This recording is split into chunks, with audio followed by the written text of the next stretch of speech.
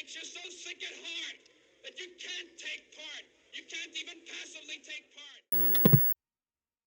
Every year, it seems the New York Times stoops lower and lower, and I think 2022 might be the year in which it finally hits rock bottom.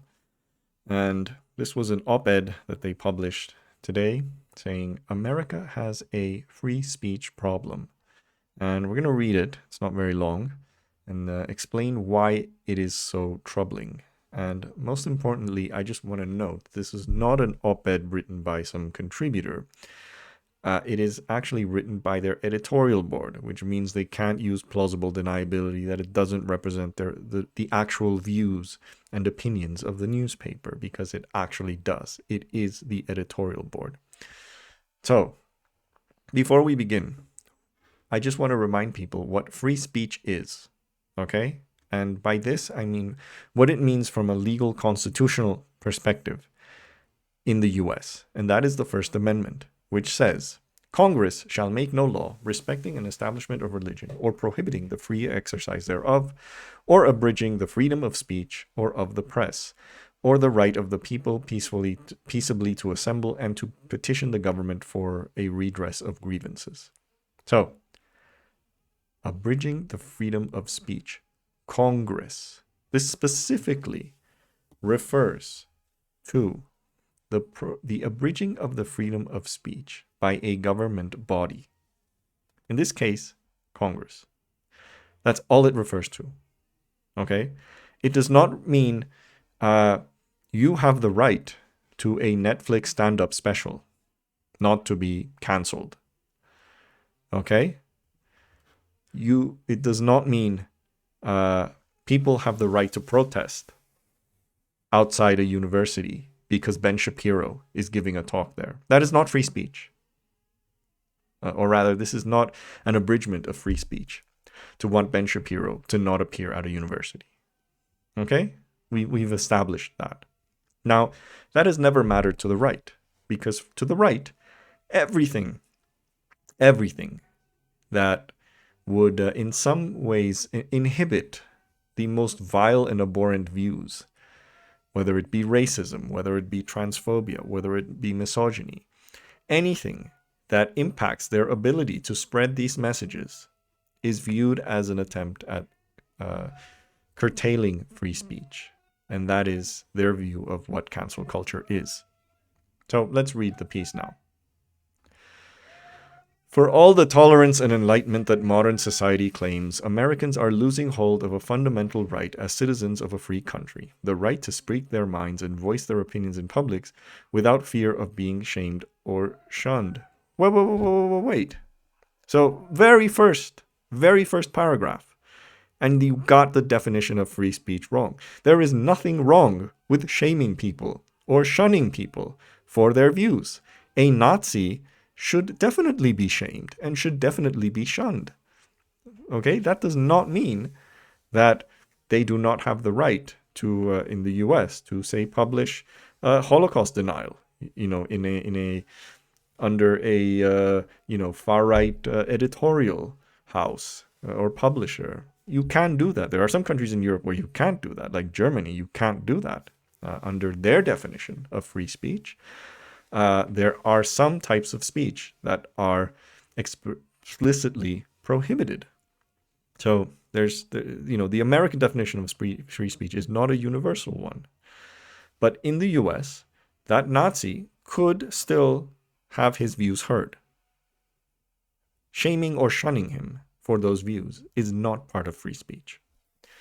This social silencing, this depluralizing of America has been evident for years, but dealing with it stirs yet more fear. It feels like a third rail, dangerous for a strong nation and open society that is dangerous.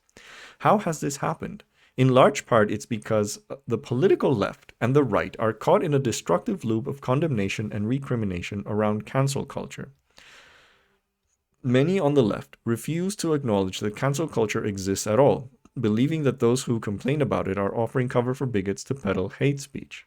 So that's the problem for the left, according to the New York Times, that they refuse to believe that cancel culture exists. Now let's listen what their problem is with the right.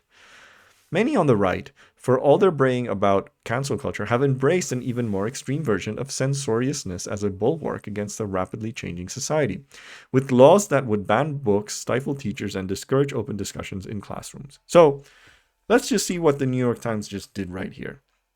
They've equated one side, the right, that has actually been using legislation to ban books, ban discussion, ban certain things, don't say gay, whatever, to say nothing of all the other abhorrent things that they've done. I mean, right now, if there is any part of the world that genuinely needs denazifying, it's red state America.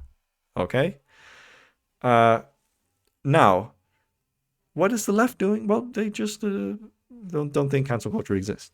Wow. Yeah, real even in terms of the destructiveness of both sides.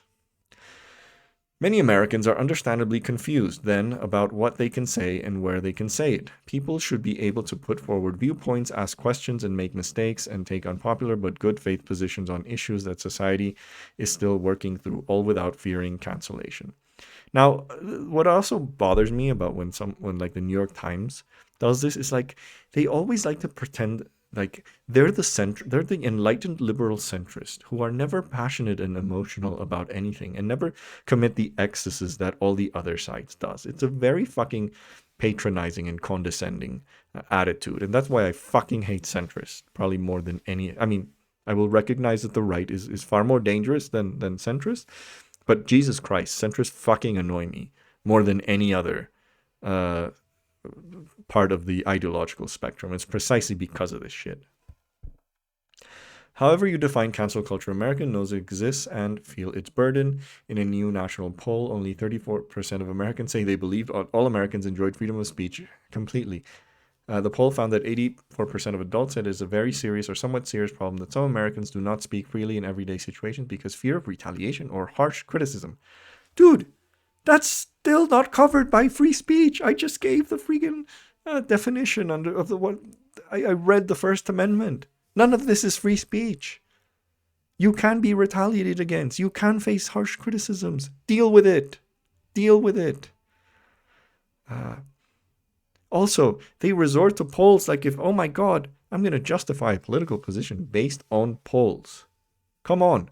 How many Americans want a no-fly zone in Ukraine and risk starting World War III? Does this mean we should take a no-fly zone seriously just because Americans are fundamentally ignorant about what it entails, which is the same thing here. You're fundamentally ignorant about what free speech is.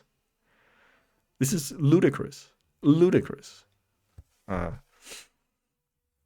poll and other recent surveys from the Pew Research Center and the Knight Foundation reveal a crisis of confidence around one of America's most basic values.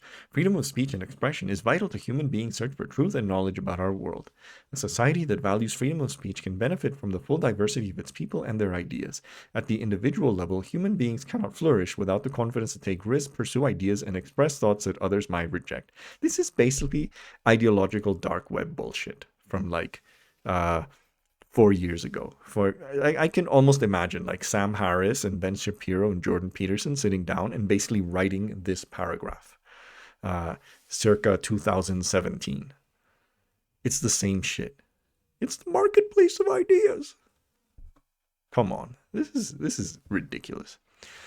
Most important, freedom of speech is the bedrock of democratic self-government. If people feel free to express their views in their communities, the democratic process can respond to and resolve competing ideas. Ideas that go unchallenged by opposing views risk becoming weak and brittle rather than being strengthened by tough scrutiny. When speech is stifled or when dissenters are shut out of public discourse, society also loses its ability to resolve conflict and faces the risk of political violence. Gee, New York Times, when have you invited like all these leftists to give their take on things? Never. Never. You only invite centrists and the far right, when you had fucking Tom Cotton go out and say that the U.S. should bring the troops against BLM protest. Funny, you brought someone from the far right. When have you published an op-ed from like a leading left-winger giving the case for, defunding the police perhaps? Never. Absolutely never.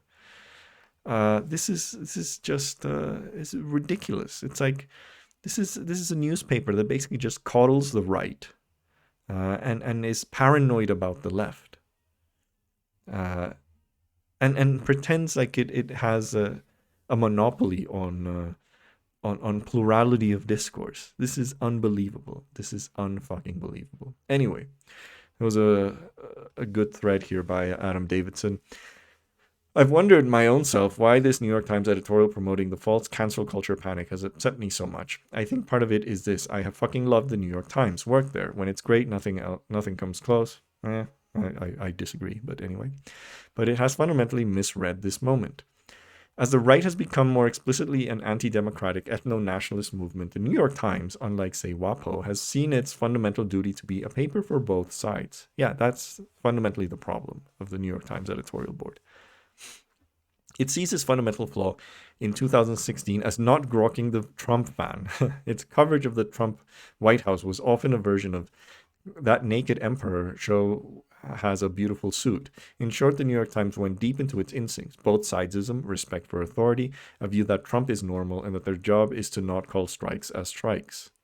I saw this as mostly a Dean Baquet problem, and I was hopeful, though wary that his replacement will right the ship. With this editorial approved, I have to assume by A.G. Sulzberger, the publisher suggests that this problem is deep in the org. Yeah, I personally really like AG. He's a lovely guy and smart, but I think he's running like a paper adrift and in crisis. He's running a paper adrift and in crisis. And this editorial was like them screaming out, yeah, motherfuckers, we're quadrupling down on our both-sidist views. Yeah. It breaks my heart. There is so much great work there right now. Heroic New York Times journalists are on the front lines in Ukraine, but cover America like you cover Ukraine. Boom. This is a really good point. It's okay. It's good to report the truth. Yeah, that was very, very strong words, and I completely agree. And I don't think we're going to see any fundamental change from the New York Times anytime soon. I think they're dead set on this mentality of both siding everything. And, you know, this is really funny from a newspaper that supposedly fired Barry Weiss. Remember that incident of Barry Weiss supposedly being edged away from the magazine when in fact she left to pursue what I guess is a lucrative Substack career, and then acted like she had been shoved out of the institution. Well, you know, this opinion piece could have been written by Barry Weiss. It has her writing all over it. Her ghost is still there. And yeah, I'll be honest, I don't like the New York Times. I think their op-eds are fucking horrible. I mean, for Christ's sake, they pay Thomas Friedman millions of dollars to write bullshit every year. What can I say? What can I say aside from, on that note, if you like this video, please like, please share. Most importantly, please subscribe, and most importantly, please unsubscribe from the New York Times as well. They don't deserve your money. And I will see you next time.